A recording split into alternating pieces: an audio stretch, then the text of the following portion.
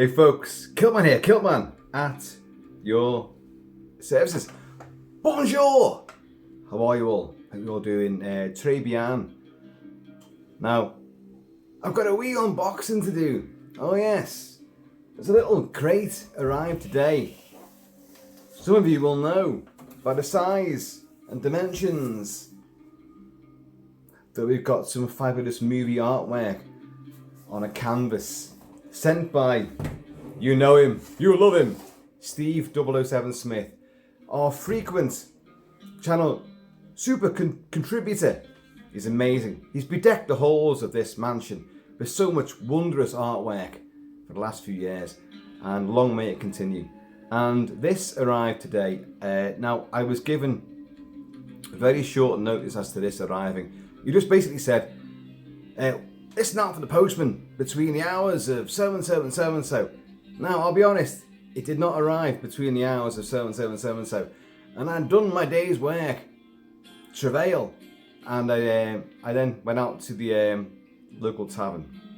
I said to him, like, look, it hasn't turned up, mate. He said, no, it's still going to turn up.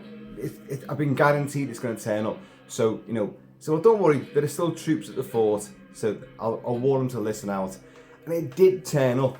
Now, you guys know, you long-standing viewers know that Steve 007 Smith always gives me clues as to what's inside the box, and I endeavour to work it out, the movie in question.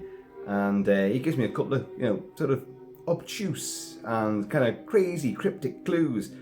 And by and large, and I'm not bigging myself up here, but I do tend to work them out. And if I don't get it right, it tends to be that I've actually worked it out. Like, it could be this, it could be that, but I'm going to go with this. And then when you open it, it's actually the thing I first thought of.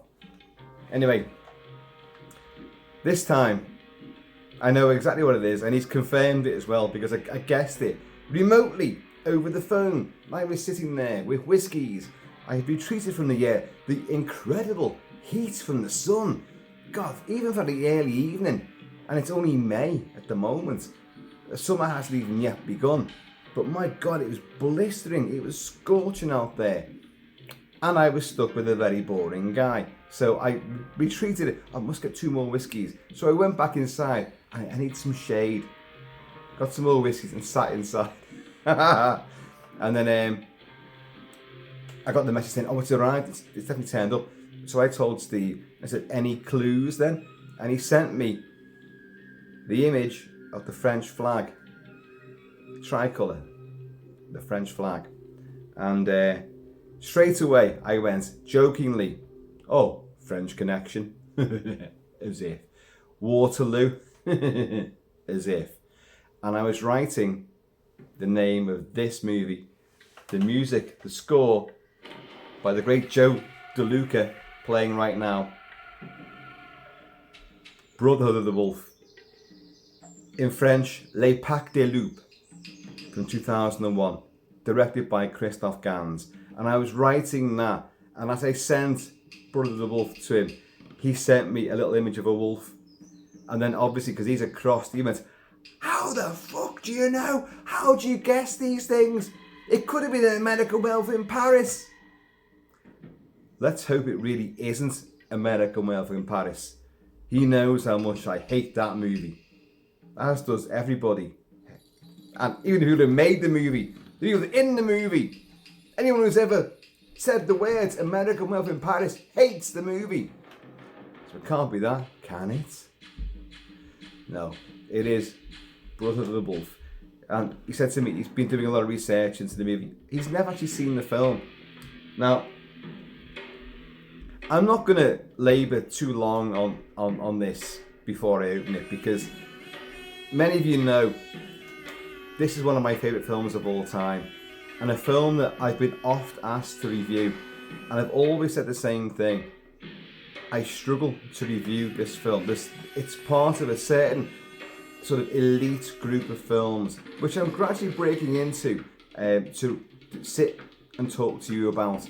Mainly because I love these films so much that it's hard work to actually put it across without fawning and gushing and just being a complete and utter geek about things, and getting quite emotional in some cases. And this is one of them.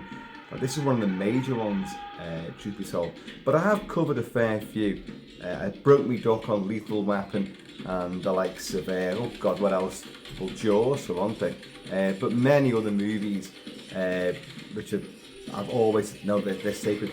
And the reason being, many of you know, I wrote for various forums and magazines and journals way back, and wrote what you could term as film essays about certain films. And I thought I'd given my final word on it. There's no way I could recapture what I wrote on camera in a little video. I can't do it. I just can't do it. And yet I've endeavoured to do so. One of them being The Thing, of course. I've never reviewed The Thing, my favourite film of all time, The Thing. A masterpiece from John Carpenter. I've never reviewed it on this camera, or any camera for that matter, but I've talked about it so often. I've talked around it. I've attacked it from various angles, like I've done with Predator and other great movies which I love and revere. But this film, I've only mentioned it in passing, but I've mentioned it in passing a lot of times, and it does mean a lot to me. It came out in 2001, and I went to see it at the Flicks. I knew it was coming out. I knew Christoph Gans, and he'd done Crying Freeman with a star of this movie, one of the stars of this movie, Mark Dacascos. Hawaiian-born martial artist extraordinaire, Mark Dacascos. And I loved Crying Freeman. The artistry, the cinematography, the flamboyant fight choreography, the ultra stylish nature of it, and the music as well, and the way it all marries together. Christoph Gans is a fabulous visual storyteller, and he's done a lot of things since.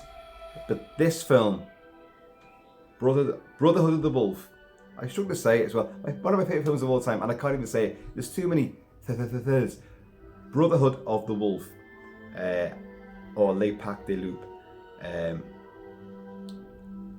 Me and my friend Lee Van Keith, I've mentioned him before. He has a striking resemblance to the actor Lee Van Cleef, although his name is Keith, so we call him Lee Van Keith.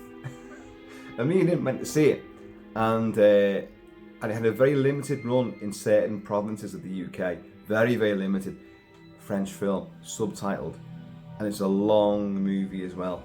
Even its international cut is a long film, and I've got all the versions. You've got the international cut, director's cut, extended cut, UK cut. Blah, blah, blah. I've got loads of cuts of it. But anyway, went to see it, and the girl selling the tickets in the cinema, she went. Only me and him went to go and see it, and she went, it's French, and I went, I know. She went, it's subtitled. I said, I know. Thank God it isn't dubbed. And she went, are you sure you want to see it? And I'm looking at Keith, and Keith's kind of like, actually he was a bit dubious about this all of a sudden. I told him all about it, and he still was a bit, it's what is it? It's about the Beast of Gevaudan, the late 17th, early 18th century legend of this mythical beast, a wolf-like creature which slew, depending on which version of the legend you look at. And by the way, it's true. So it's a legend, but the legend and the myth is built out of the true story.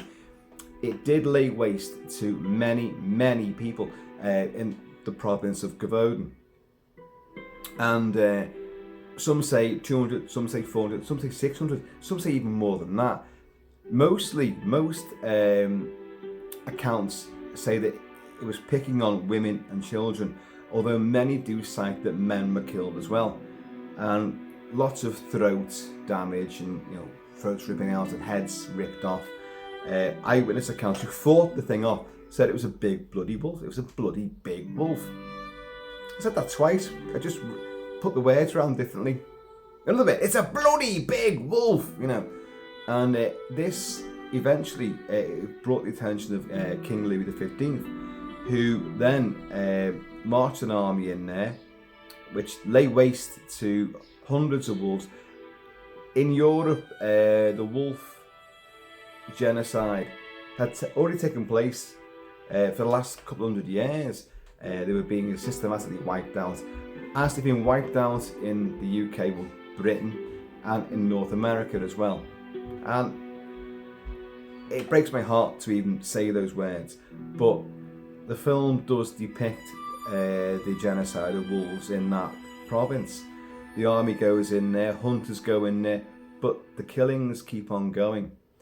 And it's no invention that at the same time the French Revolution took place, many historians and many scholars and many theologians and many scriptwriters and movie ideologists have come up with the idea that, hang on a minute, maybe the Wolf of Gevaudan was actually, the Beast of Gevaudan was actually engineered to cause unrest, because if the king and his armies couldn't stamp this out, and it's picking on us, you know, the lowlifes, you know, the peasants, and no one's helping us. Uprising, the French Revolution. And the film, Christophe Gans' fantastic epic movie, does depict all of this. But the beast is there, and the beast is actually revealed, as some of the theories are, that it's actually not a wolf at all. It is a lion, but it's been trained and brutalized and abused to attack and to kill on command because of a secret society hoping to overthrow the monarchy and change the entire order of politics and society in France. And that's the avenue that the film takes, and it works. It's a coherent argument, a coherent theory, which is still believed by many historians. And Christophe Gans' movie takes that and then also builds in enormous amounts of martial arts. Who would have thought that? Because the king sends in his favourite, basically gardener, played by Simon Le Bihan. Not Simon Le Bon, but Simon Le Bihan. Great French actor who plays Fronsac, who's a hunter, adventurer, who's travelled the New World, and he's met his blood brother, Manny, an Iroquois Indian, played by Marc Dacascos. And somehow or other, Marc Dacascos, as an Iroquois Indian, has learned extensive Korean and Chinese martial arts. But it works, and they encounter a subculture of gypsies and the hierarchy, the aristocracy of Gevaudan. There's something hidden there, and someone's working in cahoots.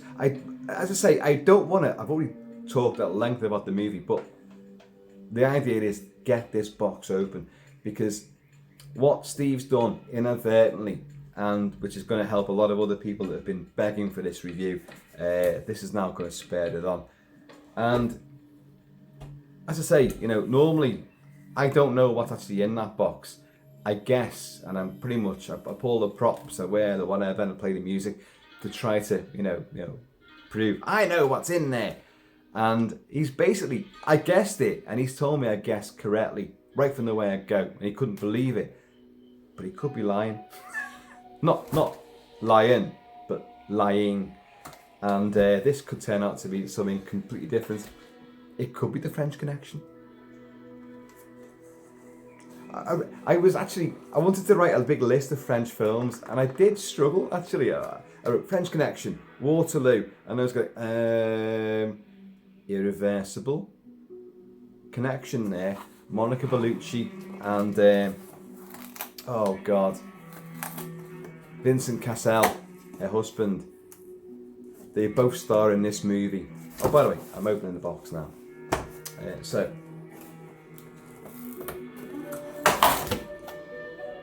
Normally,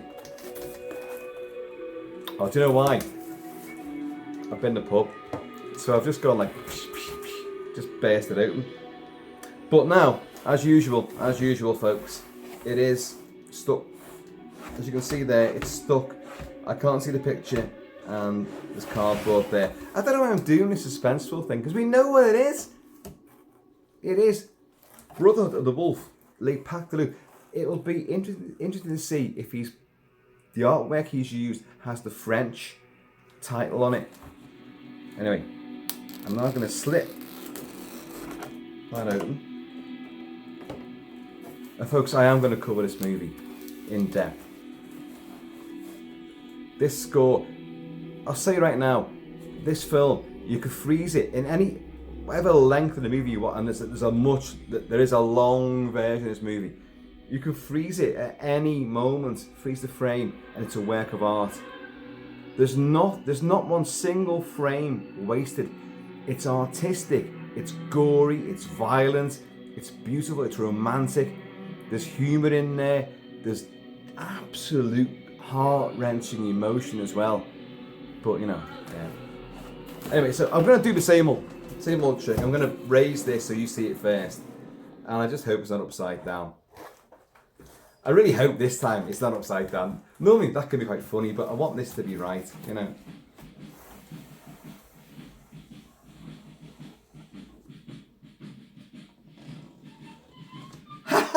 It hasn't come out. It hasn't come out today. Oh, hang on. It's upside down. Okay. Well, we've learned that now. We've learned that. That's never happened before. See how easy it was to get into that. The actual outer box for the first time ever. And yet, I couldn't get that out. What does that tell you? Okay.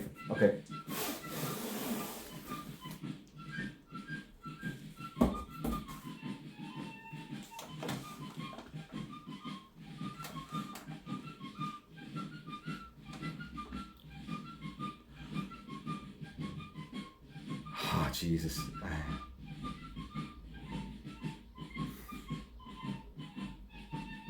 Do you know what? That's an image that I've not actually seen before. I have the UK quad poster. It's on one of our landings upstairs, and it's been there since 2001. I mounted that poster there, and it has all the main characters, and it's a beautiful image. That's a striking image. These two are often paired together. Obviously, that's Simon Le Bahan as Fronsac. That's Manny, Mark Dacascos. They're blood brothers, and oh, Jesus,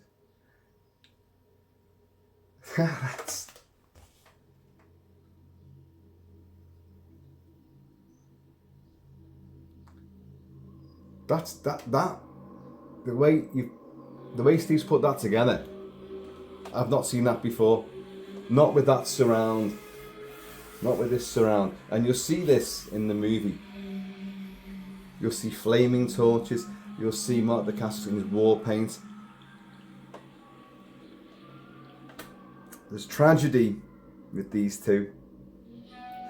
So one of these two, both of these two will die, but one will come back because he didn't really die.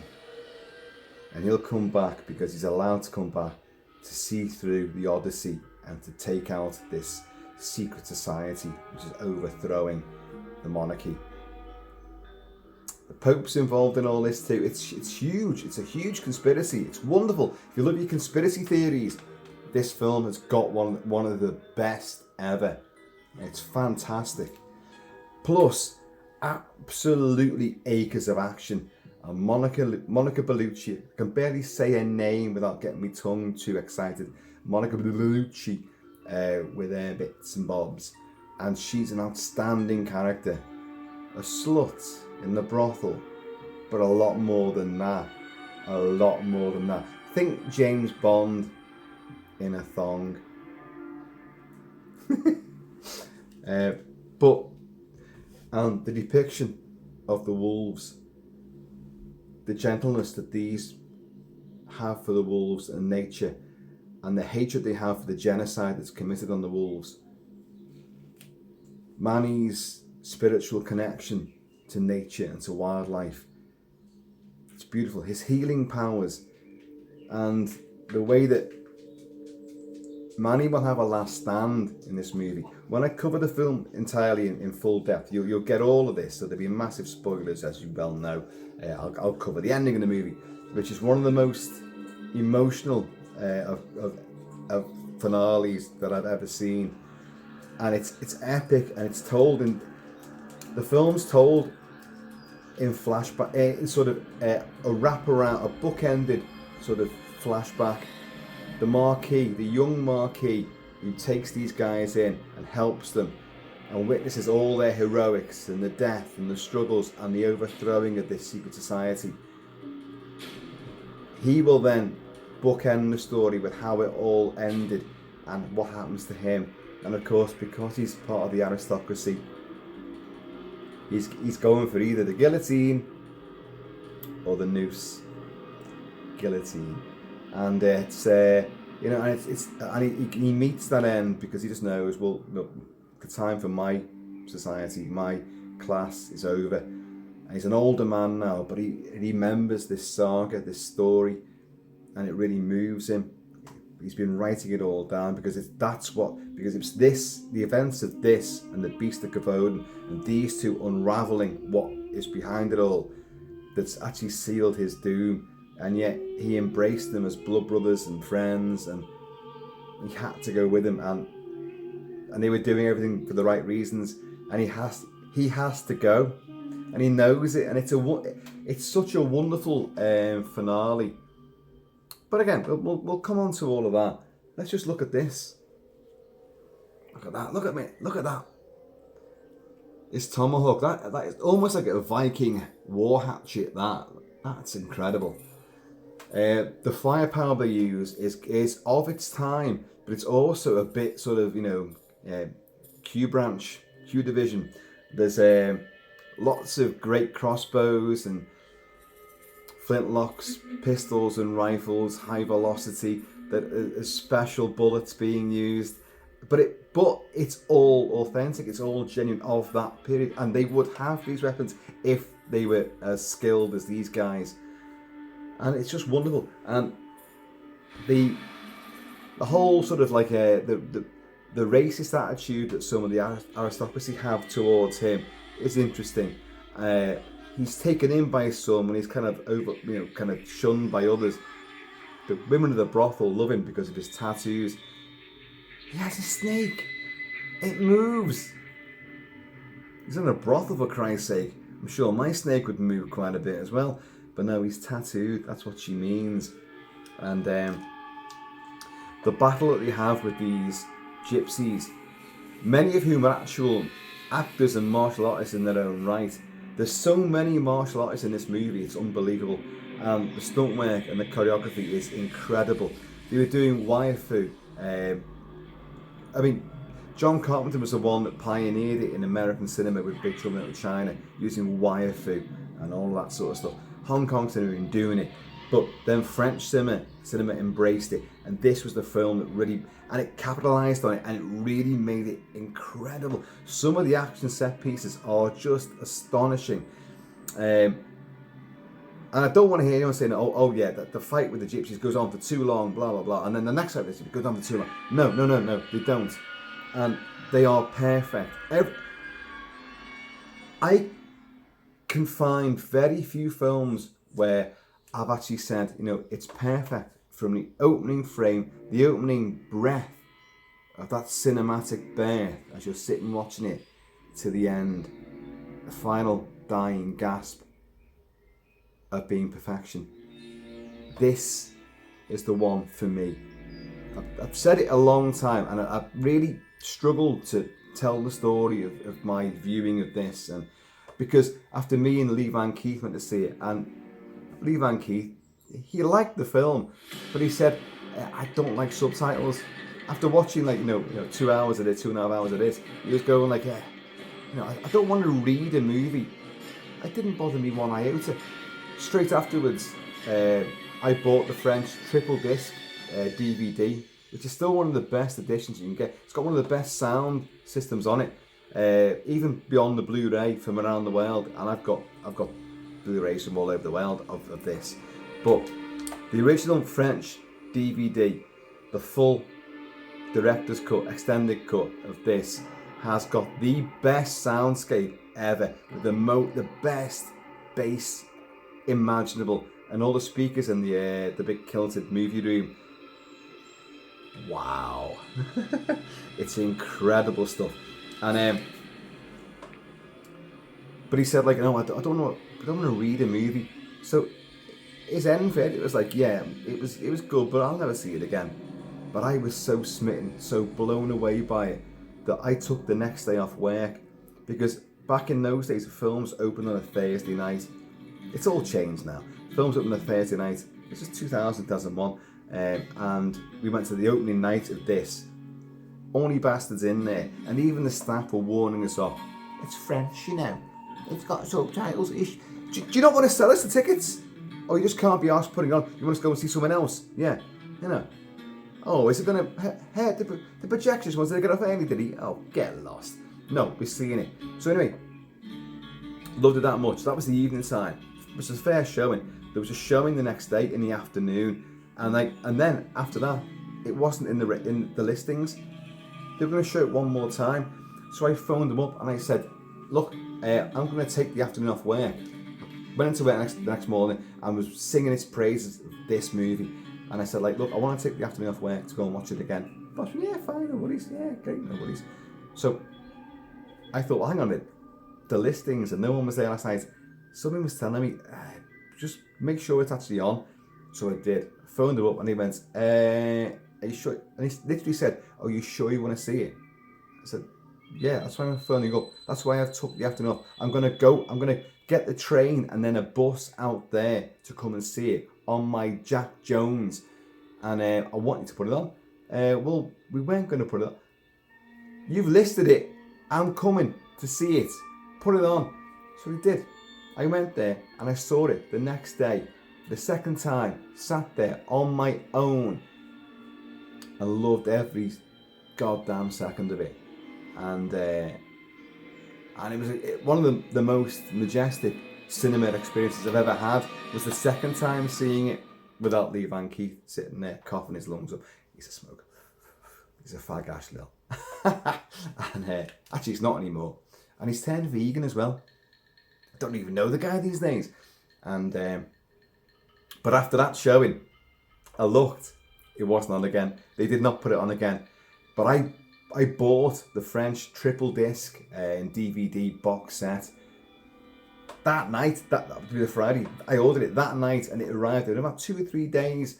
And my God, and it was all, there was no subtitles, but it had mammoth long makings of as well, which is still the one to go to for me. It's outstanding. And the extensive deleted scenes, it was a much bigger film, even beyond the longest version that you're ever going to get to see in its entirety. All deleted scenes at another 30-40 minutes. It's fantastic. But look at it. I can't recommend this film enough. I can't. But I'm not stupid. Loads are going to go like, even possibly Steve, he hasn't seen it and he might just go, oh Jesus, I know you love this film, but what a load of old trash that was. And I hope that isn't the case. I genuinely do, because there's artistry, there's emotion, there's heart, there's action, suspense, there's horror, there's great horror. The beast itself, there's fledgling CG in here, which some of it is not so good, but it's kind of kept to a minimum. It's not bad, but it's not outstanding. But the animatronics and the puppetry, it's Jim Henson's studio. Jim Henson, The Muppet Show, Jim Henson, Fraggle Rock, come on, Labyrinth, Dark Crystal, it's Jim Henson. And he creates the Beast of Gevaudan, and the beast does lay waste to people. You've never seen people killed in such a hyper-stylized, ultra-violent, and yet utterly beautiful and scintillating fashion, unless you're watching Suspiria from Dario Argento. But I would say that this goes even further than that. In fact, much further. But it's beautiful to see the killer descending on a peasant girl who's dropped into a gorgeously slow motion filmed sort of swamp to try and catch an errant lamb that's fallen in. She's a shepherdess, and then the beast comes in behind her, like, and she tries to scamper up the rocks, can't. The beast descends upon her, and she turns around in slow motion, and we see in her eye the reflection of the beast, and its jaws have been extended and built upon with armour and metal fangs. What's happened to the beast is more tragic than you could ever imagine. So even though it's a horrific monster and you're terrified of it, your heart is broken by what's happened to it. That's the majesty of this movie. That's why it works so incredibly well. Every emotion you've got inside your little puny human body is brought to the fore with this movie tenfold. Joe LaDuca's fantastic score is exotic, it's European, it has ethnic instrumentation, it's exciting, it's pulsating, it's eerie, it's incredibly heartbreaking and emotional as well. But the key moments of action and excitement are blistering and bludgeoning. Manny's fight with the gypsies, his 2 fights with the gypsies are incredible. The martial arts, the style, the finesse, and the chaos of these scenes, and the crisp choreography. And then the vengeance of Fronsac when he's lost Manny, and he extracts a silver bullet from Manny's body, and after finding his corpse left in the woods, beaten, abused and tortured in the woods, and he knows who's behind it all. Where did this come from? There's a mark on it. Where did this come from? And he gets told, this old chateau in the middle of the woods, and he goes out there in camouflage. He's had his hair tied up, in a ponytail with a big Francais bow in it as well, and he's putting the moves on all the local ladies. Oh, there's a lot of romance and a lot of he loves hair, but he's having an off with hair, but his heart belongs to hair, but he'll still shag Monica Bellucci. Who wouldn't? Mrs. Kilt-Man's up there. But keep that bitch dumb. But and he goes on, he lets his hair down, and like, oh my god, the cascade of hair. It's a wig, by the way. And he goes in. It's got this. His revenge has one of the best enraged overkill kills I've ever seen, where he bludgeons a guy, he smacks him, he does martial arts kicks on him, he hurls it into a wall, then the other side of the wall, then the other wall. It's a corridor, so it's a hallway. So bang, bang, bang, then jumps up and kicks him through the wall. God, it just goes on, and it's just so emphatic, and you're screaming, yes, fucking kill him, and kill everyone else. There's a great reveal of the big villain, a great reveal with a wonderful weapon that he has, which is a pure manga sort of weapon. It is a bone sword, but it's a bone sword which is utterly illogical. As he flings it, it's wired so the bone shards of the blade can come apart, and it can lasso somebody and fling them round through the air. It can extend its length because of this wire which is running through the bones, but it can lock back together again. I've got visions of the Kurgan's blade from Highlander. Of course, I've got the Kurgan's blade from Highlander. I've done a video on it, and the way it's put together is ludicrous. It couldn't possibly work, as I've always said. And nor could that weapon, but it doesn't matter. When you see it in use and it gets in the big finale, Jesus Christ, the big final battle is just something to behold. Simon Le Bihan, something to behold. But look at this, folks, look at this. And I love the fonts of this. Les Pactes de Loup, the original title, is done in this sort of wooden or almost bone shard sort of lettering, that style. And obviously the English title, Brother of the Wolf, is the same sort of thing. Just looks incredible. But look at it. There are a vast array of imagery from this movie, but this right now, and I'm not just saying it, is something I've not seen before in this sort of look. I've seen those two looking like that in those stances and poses, but not with this background, and that looks to me absolutely exciting, intoxicating, and just wild. And I'm loving it. I'm absolutely loving it. And you've got the white wolf as well. There's a bit with the white wolf. That's not the killer. That's not the Beast of Gevaudan. But these two guys respect the wolves. You know, they don't want them wiped out at all. They know they're not the culprits. But it's fantastic. Steve, mate, once again, you've played an absolute blinder, and this is truly majestic. Again, like with so many of these artworks, I'm like, when am I going to put it? Well, I can tell you right now, as with a lot of them, when I'm so immensely smitten with them, this is going to go with me wherever I am in the house, in the mansion. This will be there. Where I'm working, where I'm watching telly, where I'm having a bath, it's going to be just there. Going to bed, it'll be there. It'll be there between me and Mrs. Kilt-Man. She'll be on the other side of this. Like, she'll be over there. Oh, there she is now. I forgot that was even there. And I'll be there. And like, the weird thing is, you know, it could have been Monica Bellucci and Emily, what's her name? Emily Dequenne, who is she's the love of his life, actually.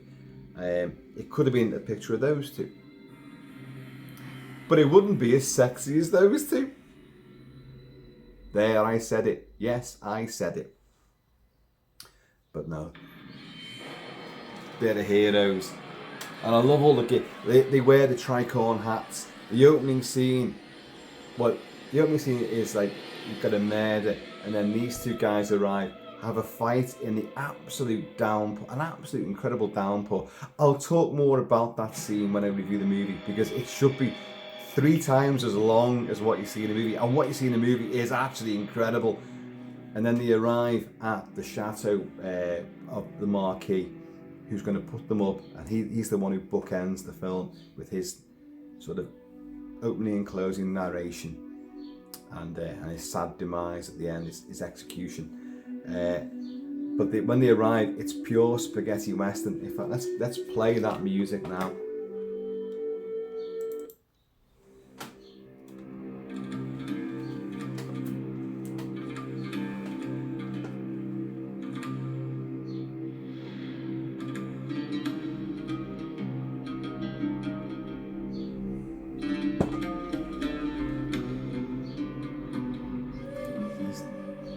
Mandolin and mandola, gently strummed, plucked.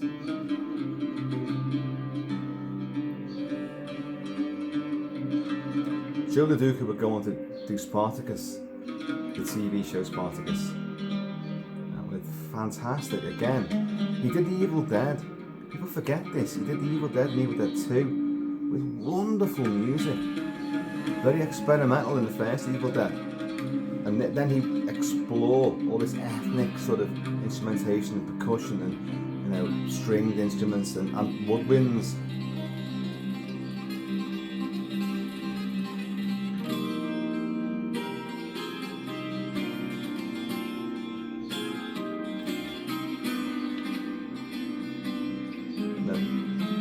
Listen how this turns into this lovely little rhythm in a minute.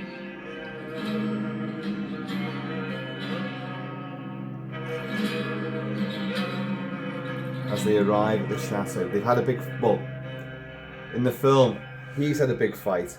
In the full version, they've both had a big fight. And it's torrential rain, and they've got these leather long coats on, like literally trench coats, and the tricorn hats. And the white wolf heralds their arrival as well. Almost like fate knowing the odyssey that's about to take place. Listen to this though. This is as they arrive.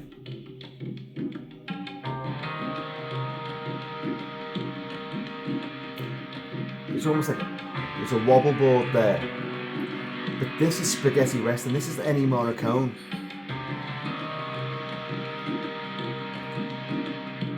And they get off their horses.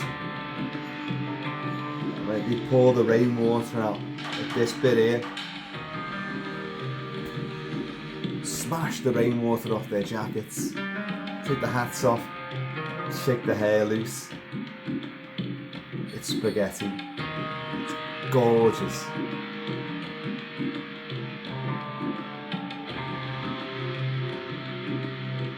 And he does well with the French language as well. So does he, because he is French. Listen to that. You got like this flatulent sort of tabula. Beautiful. The whole thing's beautiful. Okay, listen to this. We'll do this while we're on. We'll do this. This is Manny, him, fighting the gypsies. You've got a gypsy girl and her father, who they've saved in the opening scene. But then, he has a thing for her, and she clearly has a thing for him. But she's also leading him on because she's with 2, maybe 3, maybe all of these gypsy warriors who are all martial artists and have these weird fair-clawed Wolverine claws. And they fight him very early on in a big showboat. For everyone, the big wolf hunts, they're all gathered to watch Manny fight these guys. And it's fantastic. But his martial arts expertise, his acrobatics, his agility, his tactics just defeat them all the time. And he's just taking the piss. He could kill them in the blink of an eye, but he's not. But listen to the European bagpipes coming here.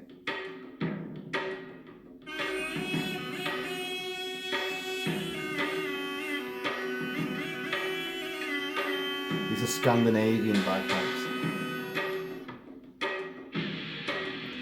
And this is where 2 female gypsies, because he's defeated 2 guys there. These 2 women go after him, and he's like going like, what? And Frontex going, go on, do it. And they're all like taking bets. And these women are great. But he beats the shit out of them in the end, like. But they're bastards. They're badass bitches. They deserve to get their asses kicked.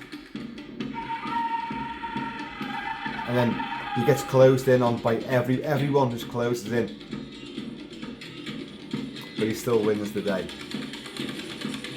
There's a twist, but I'm not going into that right here and now. Manny.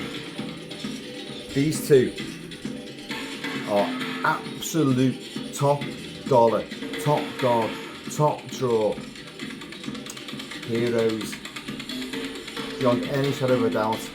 Mad Max, Martin Riggs, John Matrix, Rambo, all your heroes, Dutch Schaefer from Predator, all your major heroes, these 2 are up there in a much better story, and actually probably far better acted as well.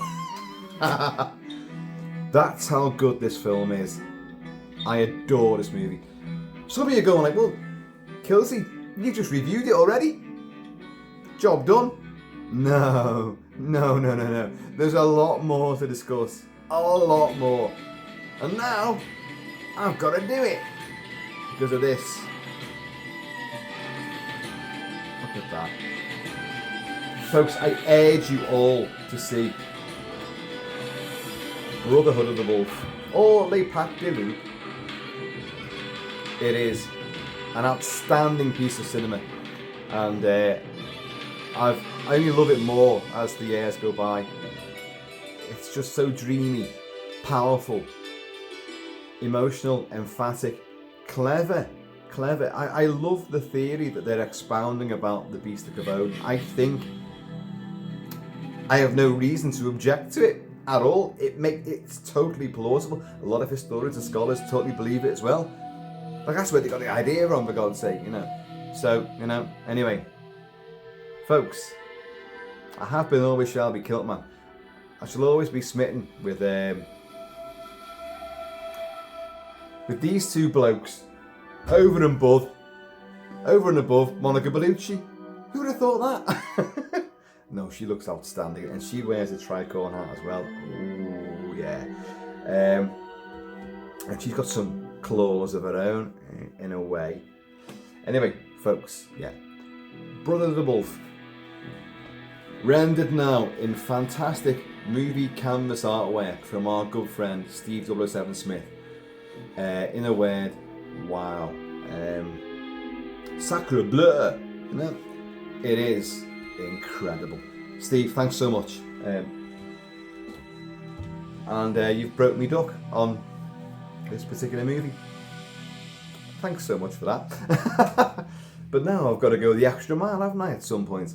Cheers, y'all. So,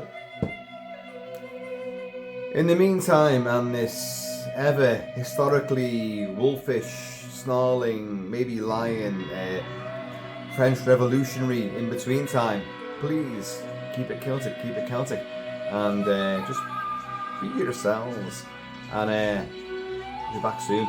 So please take it easy, and I'm going to see you all.